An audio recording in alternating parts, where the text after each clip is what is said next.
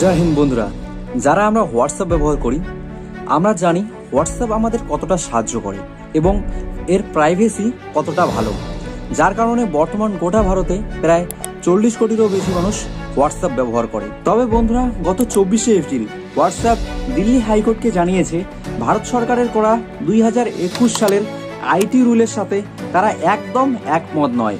এই আইনের ফলে হোয়াটসঅ্যাপ ব্যবহারকারীদের কোনো প্রাইভেসি থাকবে না, আর এর ফলে হোয়াটসঅ্যাপ ব্যবহারকারীরা বিপদে পড়বে এবং বিপদে পড়ার কারণেই পাবলিক হোয়াটসঅ্যাপ ব্যবহার করা বন্ধ করে দিতে পারে। বন্ধুরা, এখন হয়তো আপনারা ভাবছেন কি এই আইটি রুল, আর এই আইটি রুলে বা কি বলা হয়েছে। সো আসুন এখন এই আইটি রুল সম্বন্ধে জানি।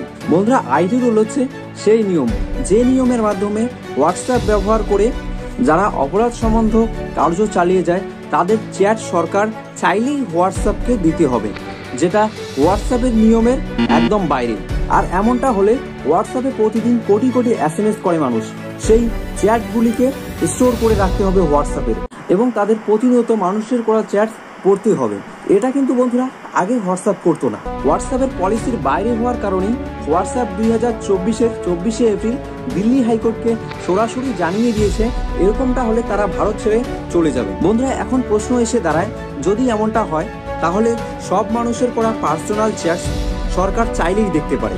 হ্যাঁ বন্ধুরা, এটা ঠিকই, সরকার চাইলেই মানুষের পার্সোনাল চ্যাটও করতে পারবে। তবে এর উত্তরে সরকার জানিয়েছে শুধু সেই সমস্ত মানুষের চ্যাট করবে যারা ক্রাইমের সাথে লিপ্ত আছে, কিন্তু তাদের বিরুদ্ধে কোনো উপযুক্ত প্রমাণ পাওয়া যাচ্ছে না। শুধু তাদের চ্যাট করে তাদের বিরুদ্ধে উপযুক্ত প্রমাণ পাওয়ার জন্যই এই পদ্ধতি বা এই রুল লাগু করা হবে। তবে বন্ধুরা, এই রুলসের কিন্তু অনেক অসুবিধে রয়েছে। বন্ধুরা, এই আইনের ফলে সরকার যাকে যখন চাবে তাকেই অপরাধী বানিয়ে দিতে পারবে।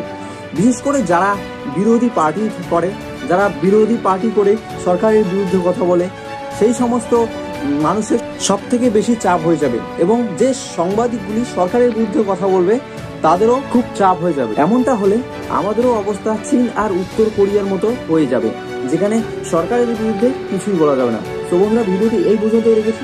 ভিডিওটি ভালো লাগলে অবশ্যই লাইক করবেন, চ্যানেলে নতুন হলে অবশ্যই সাবস্ক্রাইব করবেন। ভালো থাকুন, সুস্থ থাকুন, দেখা হচ্ছে পরের কোনো ইন্টারেস্টিং ভিডিওতে। জয় হিন্দ।